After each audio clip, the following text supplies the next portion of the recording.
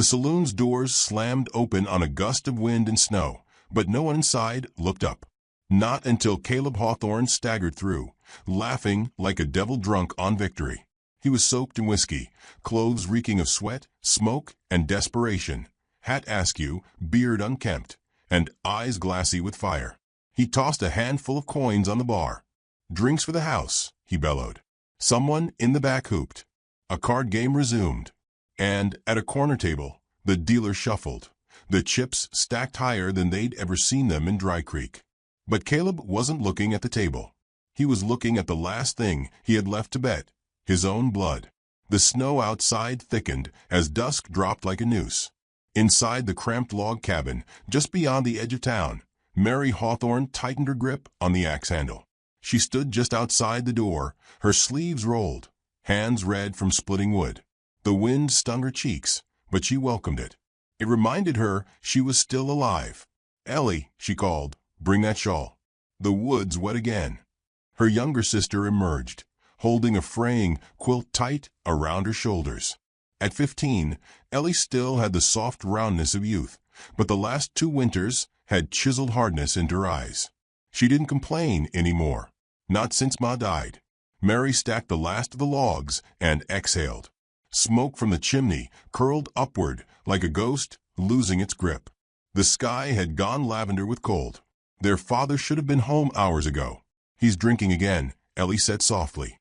Mary didn't answer. She didn't have to. They both knew the signs. The quiet dread in the air, the emptiness in the pantry, the bruises on her father's knuckles. Mary had long since learned not to beg or scold. Words were wasted on Caleb once the bottle took him. The door banged open. Mary spun. Caleb stumbled in, cheeks flushed with windburn and liquor. His coat hung crooked off one shoulder, and his boots dragged mud across the plank floor. "Get your things," he slurred. Mary straightened. "What?" He dropped the sack on the floor. A bottle of rye rolled out and clinked against the wall. "I said get your things. You don't live here, no more." Ellie blinked. "Papa?" Caleb pointed a trembling finger at them both. "You two ungrateful brats been a weight on my back since your ma passed. I'm done carrying it. Want enough tonight to buy me freedom." Mary's voice was sharp. "You bet away our horse." "Damn right I did.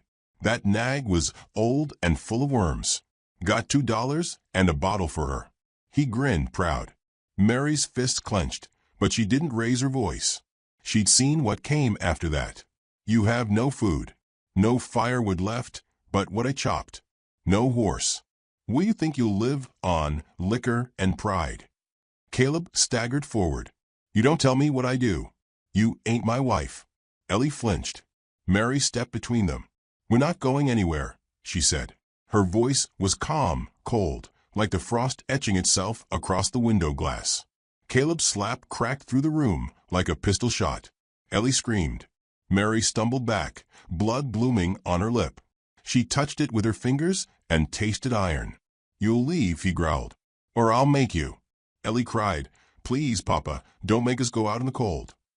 But he was already walking toward the bottle, ignoring them like they were nothing more than ghosts haunting his house. Mary rose slowly. Her lip trembled, but not from fear. "Pack your things, Ellie."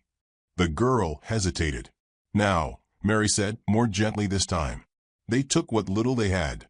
2 loaves of bread, a half-empty water canteen, a flint stone, and the knife their mother had once used to peel apples. Mary grabbed the shawl, a quilt, and her axe. Ellie carried the Bible, though Mary couldn't remember the last time she'd seen her sister pray. As they left, Caleb didn't look up. The fire snapped and popped behind them. Outside, the wind howled like it mourned them. Snow had begun to fall harder. The tracks they left were shallow at first, but deeper as the cold sank into their boots. Mary led, her jaw tight, eyes scanning the darkening trail ahead. She didn't cry.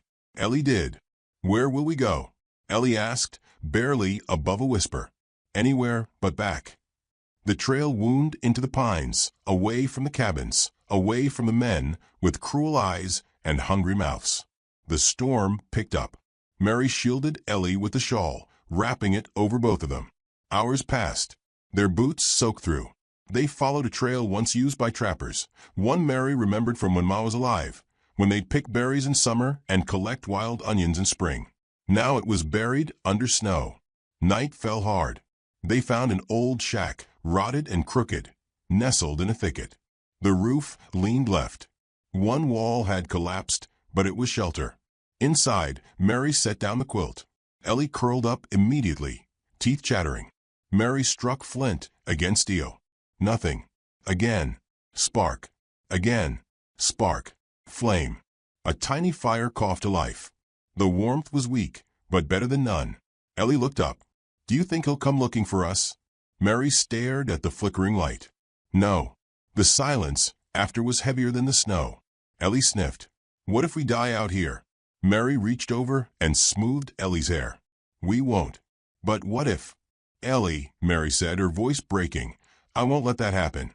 They shared what bread they had, though Ellie gave most of hers back, claiming she wasn't hungry. She was. But so was Mary.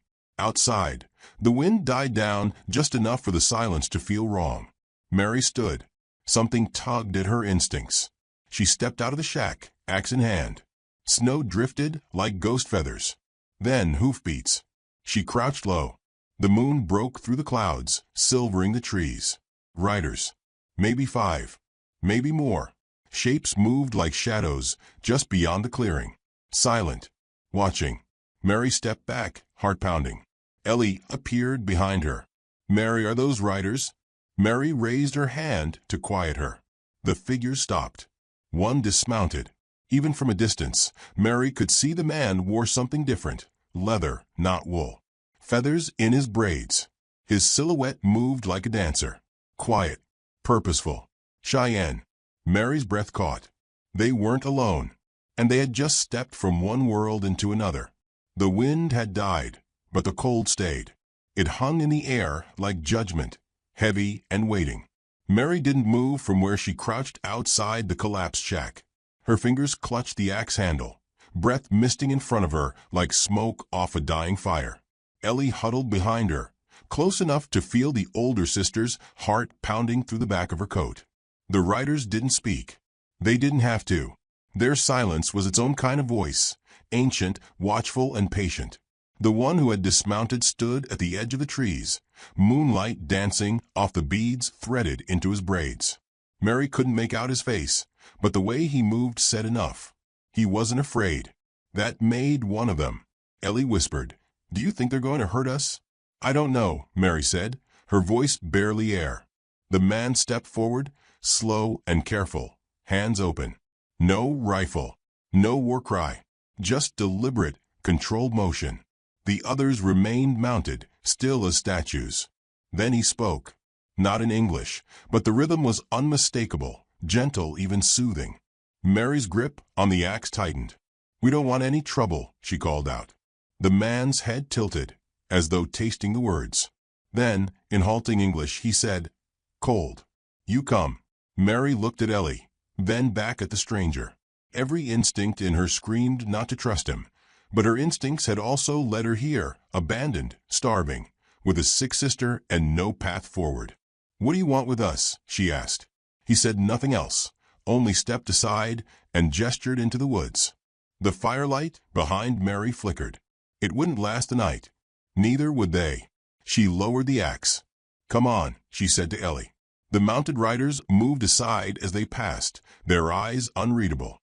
Mary held Ellie's hand like it was the last piece of family she had left. They walked deeper into the woods, the strangers in buckskin guiding them without words. The trail was narrow, winding between snow-draped trees and frozen streams. Mary kept glancing back, counting the riders, memorizing the landscape. But there was no malice in their pace, no rush. Just the steady crunch of hooves and feet through the snow. After what felt like miles, warm orange light flickered ahead. The forest opened into a hollow nestled in the valley. Tents of hide and poles rose from the ground like dark petals, smoke drifting from central fires. It was a village, but nothing like the one Mary had grown up in. This place breathed with ancient rhythm, as if the land itself bent around it to keep it hidden. The man who had spoken stepped aside and gestured toward a larger lodge. Two older women emerged from it, one tall and hawk-eyed, the other wide-shouldered with laugh lines at the corners of her mouth. They spoke softly in Cheyenne. Then the tall one turned to Mary. "You are frozen," she said. Her English was stronger, her tone firm but not unkind. "Come." Mary hesitated, but Ellie tugged her sleeve. Her sister's lips were turning blue. Inside, the lodge was warmer than expected, thick with the scent of cedar smoke and animal hides. A small fire crackled at the center. The older woman gestured for them to sit. Blankets were draped over their shoulders. Warm broth was handed to them, meat and roots boiled to the edge of tenderness. Mary watched the others closely as they ate. No one smiled. No one asked questions. But they observed every blink, every tremble, every cough from Ellie. The man who had spoken first entered and sat across from them, cross-legged. His face was sharp-featured, weathered but young. He spoke again in Cheyenne. The tall woman translated. "He says he saw your fire, that you are sisters. He says the spirits sent him your smoke." Mary looked at him directly. "And what do you want from us?" The woman tilted her head. "You are two girls alone in a storm. What would we want?" Mary didn't answer. The man stood, walked to the fire, and laid something down. A rabbit, skinned and cleaned. "Cheyenne," the woman said, nodding to him. "That is his name." Mary gave a tight nod. "Mary, this is Ellie." Cheyenne looked at them both and said slowly, "Safe. Here." Ellie managed a weak smile. Mary didn't smile back. Her muscles were still coiled tight. Safety was never free. Over the next day, they were not questioned. They were watched. When Mary tried to help gather wood, she was given a woven basket and shown where to go. When Ellie coughed, a younger girl brought her a pouch of herbs and mimed how to steep it in water. By the second night, Ellie was sleeping deeper, color returning to her cheeks. Mary sat by the fire outside the main lodge, turning the handle of her axe in her hand. Cheyenne approached and crouched beside her. "You fight?" he asked. Mary glanced at him. "If I have to." He pointed to the axe. "You have." She nodded. He smiled barely. "Good." There was something unsettling about him, not dangerous, but unreadable. His stillness was not the stillness of someone waiting. It was the stillness of someone knowing. Mary didn't know what he'd seen in his life, but it had left deep roots. "Why did you bring us here?" she asked. He tilted his head slightly. "You are lost, but not dead." Mary stared into the fire. "We're not your problem. Snow kills slow. Hunger kills slower." He stood, offered no more explanation, and walked away. Later that night, the tall woman sat with Mary while Ellie slept. Her name was Nokomi's. Her hair was long and silver, her eyes sharp like crow feathers. "You have strong spirit," she said. Mary shrugged. "I just didn't want to die. That is where strength begins." Nokomi's looked into the fire a long while before speaking again. "Some here think you are trouble. Settler blood brings soldiers. War. Fire." Mary's spine stiffened. "We didn't bring anything. Our father, he threw us out. We have no home." "Then you are rootless." Mary looked at her, heart aching. "I guess we are." The older woman laid a hand on her shoulder. "Then grow here. But you must work." Mary nodded. "We will." And she meant it. In the days that followed, they learned how to scrape hides, how to tie snowshoes, how to stew bitter roots until they softened. Ellie began to laugh again, especially with the children, who loved her wide-eyed wonder and awkward attempts at Cheyenne phrases. Mary worked harder. She spoke little, but watched everything. She never let go of the axe. One morning, she saw Cheyenne repairing a broken bowstring. His fingers moved with care. When he saw her, he nodded, then pointed to a stump beside him. She sat. He handed her the bow, showed her where it cracked. "Try," he said. She did. It took her 3 tries to get it right. He nodded. "You learn fast." She looked up at him. "I don't have a choice." He gave her a look, half smile, half recognition. "No, you don't." That night, as Mary and Ellie huddled in their shared lodge, Ellie murmured, "I think I like it here." Mary brushed a bit of ash from her sister's forehead. "They might not keep us." Ellie's voice trembled. Then what? Mary didn't answer. She stared into the fire. And outside in the darkness, snow began to fall again, but this time it felt like a blanket, not a burial. Because even if they weren't truly safe, they weren't alone anymore. And something told Mary that was going to matter soon. The smell of smoke came before the messenger.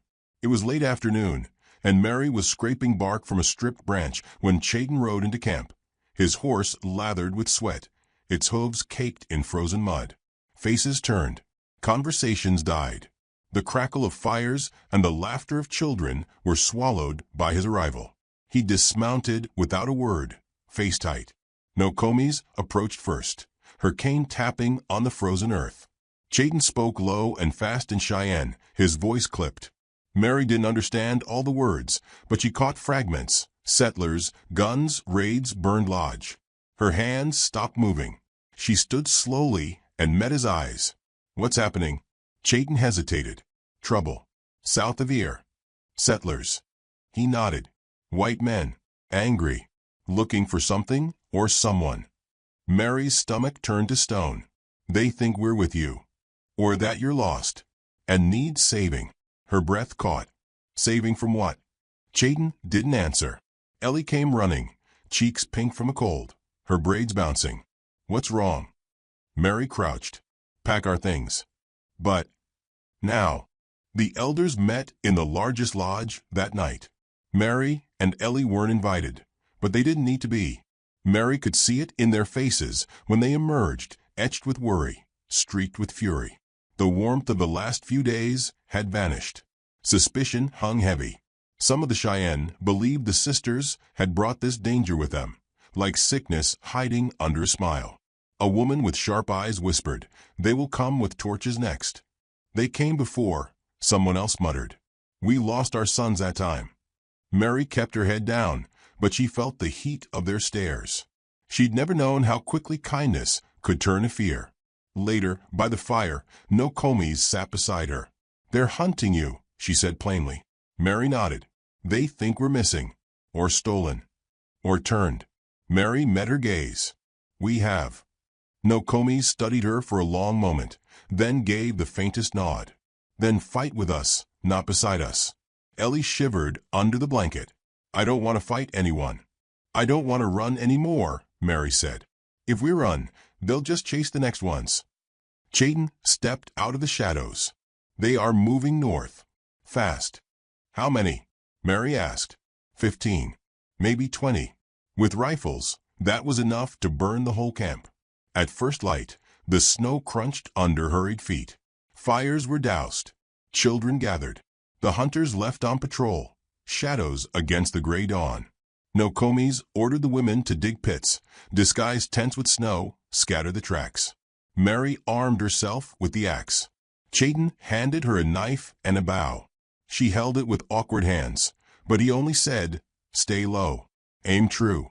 Ellie helped hide the infants in the back of a dugout lodge. Her hands trembled, but she kept working. "Will we live?" she asked. Mary didn't lie. "We might." Before midday, they heard it, horses. The crunch of frozen grass. The muttering of men. A whistle. Then shouting. "Come out. Bring the girls." Mary peeked through a slit in the tent. 5 men. White coats. Red cheeks. Rifle barrels gleamed. One held a torn piece of cloth, Mary's shawl, the one Caleb had thrown over her years ago. Another clutched a bottle, half drunk, laughing. "They've taken them," a man yelled. "We're here to bring him home." One man fired into the air. The echo cracked across the trees. Cheyenne appeared, alone, bow lowered, but in full view. He said nothing. "You got our girls?" the drunk one called. "Give 'em back. Before we take 'em." Mary moved before she thought. She burst from the tent, axe in hand. Ellie screamed after her. "Leave us alone." Mary shouted. The men froze. One squinted. "Mary Hawthorne? You know my name. Then you know I left. I'm not yours to save." He smiled. "That's not what your daddy says." The name hit her like a slap. "He sold us. Man's been real torn up since you ran off. He threw us out into a snowstorm." The man raised his rifle slowly. That's not what we heard. Cheyenne stepped in front of her. Leave. But the man didn't lower his gun. Move aside, Redskin. Then everything happened at once. A bowstring snapped. An arrow hissed. A man screamed and fell. The clearing erupted. Bullets tore through trees. Cheyenne warriors broke from cover, charging on foot. Smoke filled the air. Mary ducked behind a tree, heart hammering. Ellie ran toward her. They collided and fell. Mary rolled, shoved Ellie down. Stay here. She rose, axe swinging. A settler charged, rifle raised. She swung low, caught his leg. He went down hard. Another raised his pistol. Cheyenne tackled him from the side. The man screamed, bit, kicked. Mary grabbed the knife from her belt and stabbed him in the side. Blood sprayed. He fell limp. Mary froze, chest heaving. Ellie crawled to her, eyes wide. You're bleeding. Mary looked down. A bullet had grazed her arm. It burned like fire. I'm fine, she said, teeth clenched. The rest of the fight was a blur. Screams. Smoke. A boy no older than 16 crying out for his mother before a spear silenced him. A Cheyenne woman struck down. Her husband howled. 2 men ran, dropping rifles as they fled. Then silence. Bodies littered the clearing. Snow drank the blood without complaint. Ellie wept. Mary sat beside her, holding her arm. It's over. Cheyenne approached, limping, face streaked with soot. He sat beside them. They won't come again soon, he said. Mary nodded, staring at her bloodied hands. They shouldn't have come at all. By nightfall, the wounded were tended to. The dead were mourned. A small pyre burned near the edge of the village. Mary sat beside Nokomi's, watching flames lick the sky. You protected us, Nokomi said. No, I protected my sister. The rest. I did because I had to. Nokomi's didn't smile. That's all protection ever is. Ellie leaned against Mary's shoulder, eyes closed, lips whispering something too soft to hear. Mary brushed her hair back gently. Later, as stars broke through the smoke, Cheyenne sat beside Mary again. Neither spoke for a while. Finally, he asked, Will you leave now? Mary shook her head. I don't have anywhere else. You do now. She looked up, met his eyes. We're still outsiders. Cheyenne looked at the fire. Blood makes kin. But so does battle. Mary said nothing. The fire popped. Somewhere in the dark, a wolf howled. She leaned back, arm wrapped around Ellie, eyes fixed on the stars above. They had survived. But the prairie wasn't finished with them yet. And Mary wasn't finished becoming who she needed to be. The wind had changed again. It no longer carried snow or warning. It carried silence that stretched long and wide across the prairie. A silence that made every bird hush and every hoof step echo like thunder. Mary felt it in her bones as she stood on the ridge overlooking the frozen valley where the Cheyenne had begun rebuilding. They'd buried their dead 2 days ago, marked with stones, braided with feathers, their names whispered into the sky as smoke curled into the heavens. Ellie had cried herself empty. Mary hadn't shed a tear. She'd been too busy helping the wounded, sharpening arrowheads, tying new bindings on the spears. Grief had settled behind her ribs like a wolf waiting for weakness. But she hadn't let it bite. Not yet. Now Cheyenne stood beside her, shoulders squared, arms folded over his chest. He hadn't spoken much since the fight. Neither had she. But something passed between them in the silence, acknowledgement, shared weight, something stronger than words. Below them, Nokomi's moved like a shadow, instructing 2 boys to lay buffalo hides over a half-built lodge frame. The camp was healing, slowly, but not naively. No one expected the peace to last. Cheyenne finally spoke. Scouts say more are coming. Mary didn't turn. How many? Too many to face head-on. She nodded. So we don't. He glanced at her. You have an idea? She drew in a slow breath. If they're coming with fire, then we lead them into flame. Night fell early, dragging a bruise-colored sky behind it. Around the fire, plans were whispered between warriors. Not just Cheyenne this time. A small band of Lakota had arrived that morning, wordless and solemn, their eyes sharp with old grudges.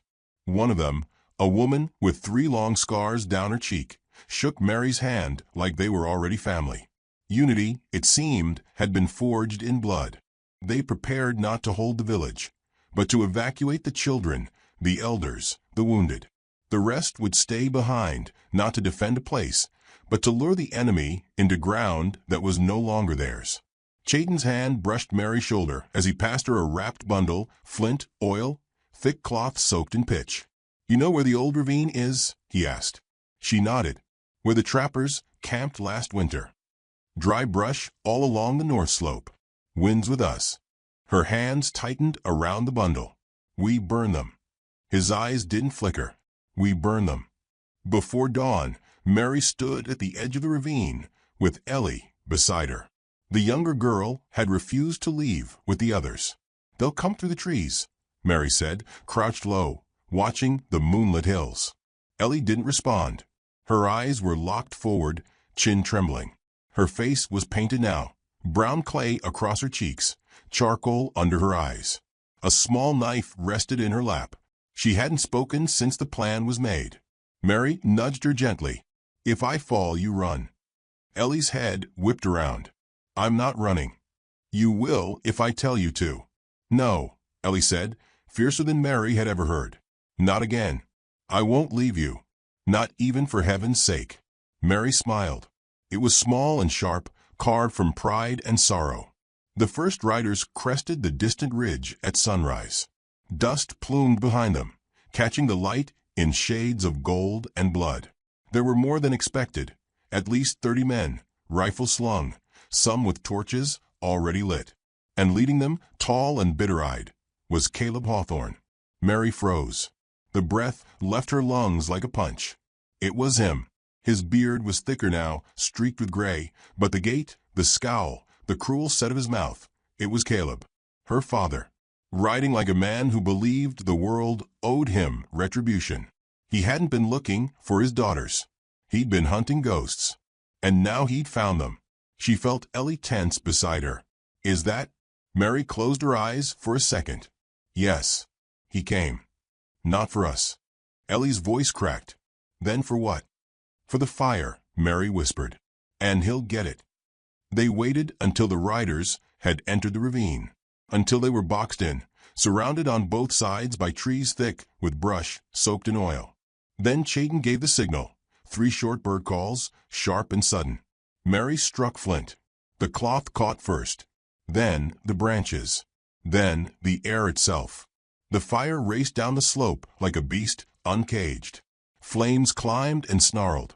Screams filled the ravine as horses reared, men shouted, some firing blindly into smoke. But there was nowhere to go. The ravine had become a furnace, and those inside were nothing but kindling. Mary stood above it, watching the fire consume the men who had come to conquer. Her eyes searched for him, Caleb. She saw his horse go down, legs snapped, pinning him. Heard his scream.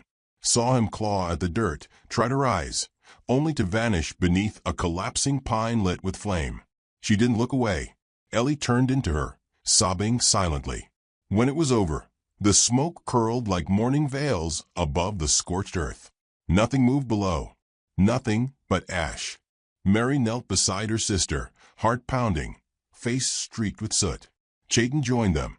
His cloak was scorched, his eyes unreadable. "It's done," he said. Mary didn't nod. She stared down at her hands. They were blackened, blistered. But they didn't shake. "No," she murmured. "It's just begun." 3 days later, the Cheyenne returned to the valley. The danger had passed, for now. Children played again. Songs resumed at dusk. The wounds of war crusted over like old scabs. Mary stood beside Chayton as the sun fell behind the hills. Ellie sat nearby, carving small figures from softwood, her mouth moving with a tune their mother used to hum. Mary could hear it even now, between the wind and the quiet laughter. Nokomis approached, draped in fox fur, her eyes rimmed red from prayer. "You chose fire," she said. Mary nodded. It was the only language they understood. Nokomis looked at her a long time, then handed her a single hawk feather. "You are no longer a guest." Mary bowed her head. "I wasn't waiting for the invitation." Chayton chuckled softly beside her. Then welcome home, Firewalker. Mary smiled. For the first time, it reached her eyes. She looked out across the prairie, gold with evening light, and saw not the place where she had been cast out, but the place where she had risen. Not broken, not burned, but reborn. This land had tried to bury her. She had chosen fire instead. And if this story found you, if it stirred something in your chest or made you pause and breathe a little deeper, don't let it go. Like it, share it, speak its name. Because sometimes the only thing standing between death and redemption is a girl who refuses to freeze. Flames licked at the dry timber walls of Eleanor Gray's cabin, curling up like tongues of judgment. The dawn sky hadn't yet broken when the shouting began, but the fire made its own daylight, orange, furious, and all too hungry. She was tied to the old pine post out front, wrists bound with rough hemp that bit into her skin. Her cheeks were smeared with ash and tears. Smoke coiled into her lungs, but she stood straight, chin high, refusing to cough, refusing to scream. The townsfolk gathered like wolves around a kill. The preacher, Reverend Amos Bell, stood closest, clutching a worn Bible like a pistol. His face was ruddy with self-righteous fire. She cursed the soil, he shouted. She spoke to the wind, and it answered her. The crowd roared its agreement. Ragged men, housewives with kerchiefs tied tight, children gripping their mothers' skirts. Some held pitchforks, others stones. One boy clutched a rabbit's foot, knuckles white. She ain't cried once since her man passed, said Maybelle Hart, loud enough for the crowd to hear. Not even a tear. That ain't natural. Eleanor's eyes didn't move. She kept her gaze fixed on the horizon, just over the crest of the ridge. If she squinted, she could almost see the spot where Thomas had died. He'd gone out for water. The spring was only 20 yards downhill, but he never came back. They said it was snakebite, said it was fate, but she'd seen the look in the deputy's eyes when he delivered the body. Too quick to mourn, too eager to shovel dirt. They called it an accident. Then they called her a witch. Reverend Bell stepped forward, raising the Bible like a gavel. Confess, and the Lord may spare your soul. She turned her head slowly, and her voice cracked, smoky, cut clean through the murmurs. You want a confession? Silence fell. I confess I loved a man who didn't fit your mold. A man who read poetry and buried beetles instead of crushing them. I confess I grew herbs to heal, not to hex. I confess I whispered to the wind because it was kinder than your church walls. That's all I've got. Bell's lip curled, unrepentant to the end. A tall man in a tattered vest lit a torch and stepped toward the base of the post. The flames whooshed as they caught the pile of kindling. Eleanor didn't flinch. Her knees buckled slightly, but she held her head high, eyes glowing like dying embers. She saw faces in the smoke, her mother's smile, Thomas's gentle hand, the way he used to tuck her hair behind her ear like it was a sacred thing. Something cracked in the woods beyond the clearing. Nobody heard it over the roar. Something moved, too fast, too quiet for the crowd to notice. A shadow among shadows, flitting through pine and underbrush. A second torch raised. A second arrow flew. The man holding the flame jerked backward as the arrow buried itself in his shoulder. He screamed, dropping the torch, which rolled into the dirt and fizzled out. Panic rippled like lightning through the crowd. Some screamed witchcraft. Others turned toward the trees, eyes wild. Another arrow, this one embedded into the preacher's Bible, sending pages fluttering like burnt leaves. Bell stumbled back, stunned. Then came the silence, the eerie, bone-deep quiet of prey, realizing the forest isn't empty. Eleanor blinked, confusion washing over her. She didn't see where the arrow had come from. She only knew something was watching. Someone was protecting her. The ropes at her wrist snapped. A knife, thrown with surgical precision, stuck vibrating in the wooden post just behind her shoulder. Her fingers fumbled, shaking as she pulled herself free. Her knees gave way, and she dropped to the ground, coughing, the world tilting sideways. Through the blur, she saw him. A man stepping from the tree-line, tall, quiet, wrapped in a buffalo hide cloak. His eyes were dark as obsidian, face painted with ash and charcoal, limbs built for silence. He didn't say a word, just nodded once. Then he pointed to the woods and turned. She didn't think. She ran. Bullets cracked the air behind her. One splintered a branch near her ear. Another struck a stone by her foot, kicking up dirt. She dove behind a fallen log, gasping. The stranger knelt beside her, unslinging a bough from his shoulder, eyes scanning the tree-line with mechanical calm. "Why?" she asked. His voice came low, broken English, gentle. "You were crying. They did not see. But I did." And that was the end of words for a long time. They moved through the forest like ghosts, following no trail Eleanor could see. He walked like the trees made room for him, like the wind held its breath. And somehow she followed. Her lungs burned. Her legs wobbled with exhaustion. But something inside her, some furious ember, wouldn't let her collapse. When the sun finally broke over the hills, they were miles away, deep in the pines. The cries of townsfolk had faded into distant echoes. She dropped by a stream and collapsed onto the moss. The man crouched beside her, filling a gourd with water and offering it without a word. She drank greedily, then stared at him. "You Sue." He nodded once. "Why help me?" Her voice cracked. He paused. "I saw truth. You not witch. Just woman. Hurt. Alone." Her throat clenched. The tears came, finally. Furious, choking sobs that shook her shoulders and left her gasping. She didn't care that he saw. Didn't care that her face twisted ugly with grief. It had been too long. He waited. When the sobs died down, he handed her a piece of dried meat. She didn't ask what it was. She chewed in silence, watching the stream trickle past. "Chaska," he said after a long pause, touching his chest. She repeated it. "Chaska." The name rolled off her tongue like a drumbeat. "Eleanor," she replied softly, hand against her own chest. He nodded again. Then the forest shifted. A twig cracked. A bird startled into the air. Chaska stood instantly, silent as the wind, scanning the horizon. Eleanor stiffened. Her instincts prickled. They weren't alone. She reached for the knife he'd left her. Her fingers curled tight around the handle. Whatever peace they'd found in this little clearing, it wouldn't last. And for the first time in weeks, Eleanor didn't feel like waiting to die. She would fight. She would survive. And if the flames ever came again, they'd find something far more dangerous than a witch. The morning after their escape was colder than it had any right to be.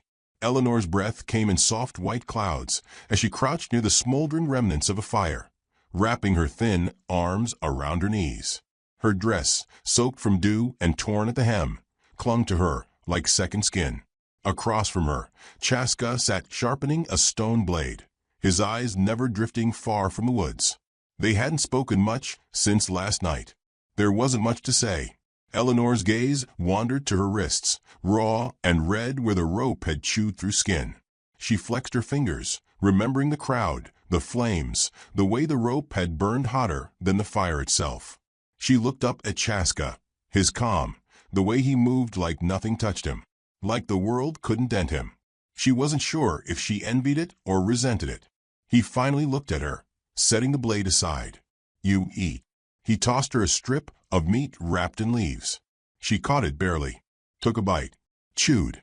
Salt and smoke filled her mouth. It tasted like survival. She studied him. He wore no badge, no symbol, no decoration of rank. Just a bone necklace, black braids threaded with beads, and eyes that felt older than the sun. "You always save strange women from angry mobs?" A flicker of a smile pulled at the corner of his mouth. It vanished just as quickly. "You always let them tie you to fire?" She gave a soft, dry laugh. "Touché." Chaska stood, slinging his bow across his back. He motioned for her to follow. She didn't ask where they were going, just stood up, wincing, and trailed him into the trees. Hours passed like that, quiet footsteps, branches scratching at skirts, the forest folding around them. The deeper they walked, the more Eleanor noticed. Birds paused in their calls when Chaska passed. Deer stared without bolting. He moved with the world, not against it. They came to a river that split through the valley like a wound. Chaska knelt, dipped a finger in, then pointed to a trail winding up the ridge. "Follow water. Mass trail." Eleanor nodded, filing it away. Her husband had once told her knowledge was worth more than bullets. She never understood that until now. She glanced down at her reflection in the stream. Smudged cheeks, cracked lips, eyes shadowed by exhaustion. Which, they'd called her. Her. "You don't think I'm cursed?" she asked softly. Chaska didn't stop moving. Just said, "All people cursed. Some just hide it better." She followed in silence, the words settling into her bones like the cold. They reached a grove by sundown, nestled between two hills, sheltered from the wind. Chaska pointed to the bark of a tree, claw marks, old but deep. "Bear," he said. "Old one. Gone now." Eleanor looked around. "This safe?" Chaska shrugged. "Safe as world gets." He began preparing camp. Eleanor tried to help, but her hands fumbled. She dropped a stick, cursed softly, then froze when she saw him watching. "I was a settler's wife," she muttered. "Not a tracker." Chaska nodded. "But now, you not settler's wife." Her chest tightened. She turned away, blinking fast. The truth of it sat heavy in her ribs. Not a settler's wife. Not a townswoman. Not a witch. Not a widow. Just Eleanor. That night, they sat by the fire, smoke curling toward stars barely visible through the canopy. Chaska showed her how to trap rabbits using snare lines. She listened closely, mimicking his hand movements. "When did you learn all this?" she asked. "Always knew," he said. "My father showed me. His father before him." "And your mother?" "Died young." Eleanor nodded, pulling her knees close. "Mine too." They didn't speak for a while. Then Eleanor asked, "Why'd you come near the town?" "We've been told you don't come near settlements unless you want blood." Chaska chuckled, a dry, almost surprised sound. "Your town cut trees, built fences, shot deer, left meat to rot. We watch. We wait. But I saw you, sitting by the grave." Her throat tightened. "You saw that?" He nodded. "You didn't move for hours," he said. "Not like other white women. You didn't cry loud. Just held his hat." She swallowed hard. He was good, honest. Never wanted land, just peace. They hated that about him. Chaska added wood to the fire. Peace makes people angry. Easier to blame than understand. She felt something soften between them. Not trust, not yet, but recognition. Like they were both broken by different storms, but still standing in the same rain. A branch cracked beyond the grove. Both of them froze. Chaska's hand was on his bow before Eleanor could blink. She reached for the knife he'd given her, awkward grip, but firm. Then nothing. Silence. Chaska waited another minute before easing back. Eleanor's heart pounded, so loud she thought the forest might echo it. He looked at her, not unkindly. "You learn fast." "Fear's a good teacher," she replied, managing a bitter smile. They bedded down beneath furs, back to back for warmth. Eleanor lay awake long after the fire had died, watching the shadows shift, listening to Chaska's breathing. She thought of Thomas, how he'd sing softly while brushing her hair, how he loved birdsong more than gossip. She imagined what he'd say if he saw her now, knife in hand, dirt on her face. He'd smile. That sad, sweet smile. She blinked back tears and closed her eyes. The next morning, they kept moving. Chaska walked faster now, alert, scanning the trees more often. Something had changed in his gait, tense, focused. Eleanor didn't ask until the second river crossing. "You think they're still after us?" He paused, then said, "Yes." She clenched her fists. "They want me dead." "For what? Mourning wrong? Not crying enough? Not kneeling when the preacher barked?" "They afraid of what they don't understand," Chaska said. "They always have been," she whispered. "And I let them make me afraid too." Chaska looked at her then, really looked. Not anymore. It wasn't a compliment. It was a statement. Like he'd already seen what she could be. She wasn't sure if she believed it yet. But she wanted to. They came to a bluff by midday, overlooking the valley. Smoke curled on the horizon, thin columns, just barely visible. Chaska pointed. "Riders. Half day, behind." Eleanor exhaled sharply. "They're not giving up." Chaska's jaw tightened. "No. They hunt. like wolves. She looked at her hands. Still trembling. Still soft. But something else now too. Grit. Anger. Fire that didn't come from torches. "What do we do?" she asked. He looked at her, slow and steady. "We stop running." The words hit her like a bullet.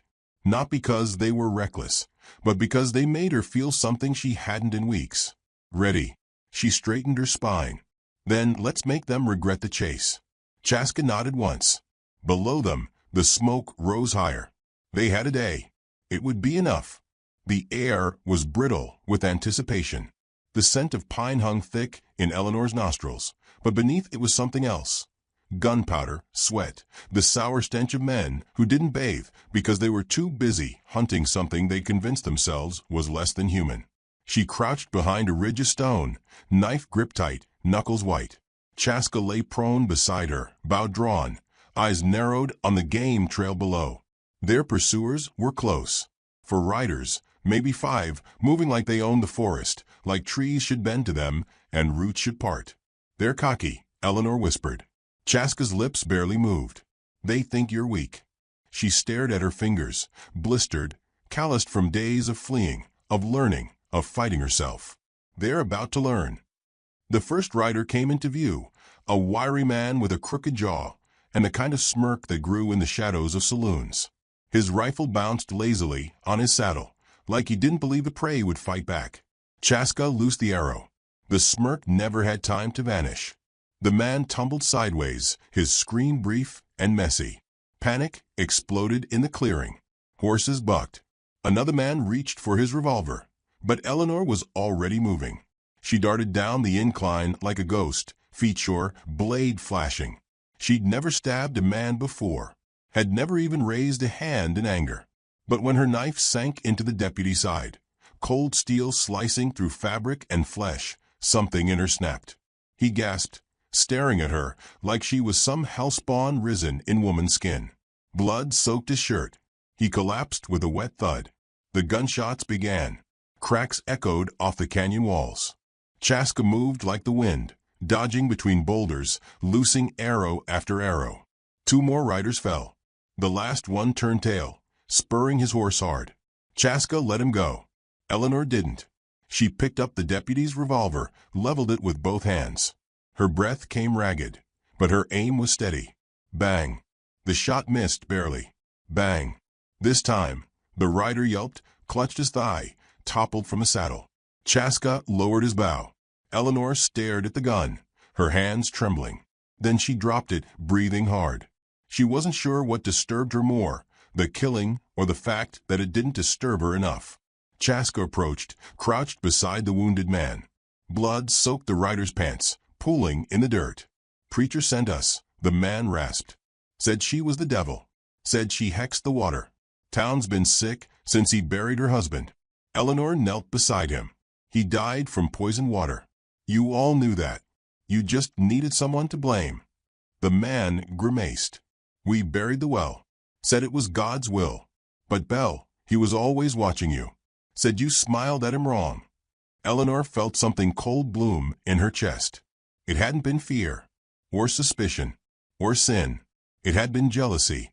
Chaska laid a hand on her shoulder. "Enough." She stood and turned away, the man's groans fading behind her. They buried the dead, except the one still breathing. They left him with water, a broken leg, and the knowledge that he'd been beaten by the woman he'd called a witch. The sun dipped low, painting the sky in bruised colors. They made camp in a rocky alcove, sheltered by pines. Chaska cleaned his arrows. Eleanor stared into the fire. Her hands were stained red. Chaska finally spoke. "You did what you had to." "I don't feel guilty," she said, voice low. "Good. That's what scares me." He said nothing, just tossed more wood on the fire. The flames crackled like laughter. Eleanor leaned back against a stone. "They wanted me to die quiet, to vanish into legend. Another tale of the witch who got what she deserved. They'll write a different story now." She looked at him, really looked. The soot on his cheeks, the scar at his jawline, the way his eyes never flickered, not even when the world fell apart. "You've done this before," she said. Chaska's gaze didn't waver. Too many times. Why keep helping people like me? We built fences, stole land, treated you like savages. He didn't answer immediately. Then, my wife. Years ago, she helped a settler boy who'd been kicked by a horse. Saved his life. Next day, they shot her for touching him. Said her herbs were witchcraft. Eleanor's throat tightened. She swallowed hard. I'm sorry. She was good, he said. Like you. The fire didn't take that. They sat in silence, the night thick with old pain and new resolve. Wolves howled in the distance. Chaska didn't flinch. Eleanor didn't either. I want to go back, she said finally. Chaska's eyes narrowed. To the town. She nodded. They tried to kill me, and they'll keep trying, unless someone makes them stop. Revenge. No. Justice. He considered that, then nodded once.